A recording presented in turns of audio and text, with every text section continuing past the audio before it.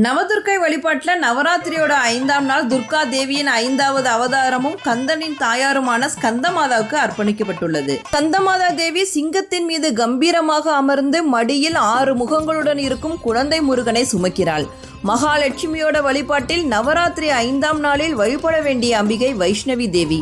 முதல் நாளில் செல்வத்தை தருபவளாகவும் 2வது நாளில் தந்த செல்வத்தை பாதுகாக்கக்கூடியவளாகவும் அம்பாள் விளங்குகிறாள். இன்றைய தினம் சிறுமிகளை வீட்டிற்கு அழைத்து வழிபடுவதால் சகல ஐஸ்வர்யங்களும் புத்திர பாக்கியமும் கிடைக்கும் என்பது நம்பிக்கை. கந்தனின் தாயாரான ஸ்கந்தமாதாவை வழிபடுபவர்களுக்கு கந்தனின் அருளும் சக்தி, செழிப்பு, முக்தி கிடைக்கும் என்பது ஐதீகம். அம்பாளுக்கு உகந்த நிறம் வெள்ளை. பழம், வாழைப்பழம், நைவேத்தியம், தயிர் சாதம், கடலைப்பருப்பு மற்றும் சுண்டல், மலர், மனோரஞ்சிதம் மற்றும் பாரிஜாதம், இலைவகையில் திருநீற்று பச்சை அல்லது விபூதி பச்சை இலையை கொண்டு அர்ச்சனை செய்யலாம். கோலம் பறவை வடிவத்திலான கோலமிட்டு வழிபடலாம். நமஸ்தே.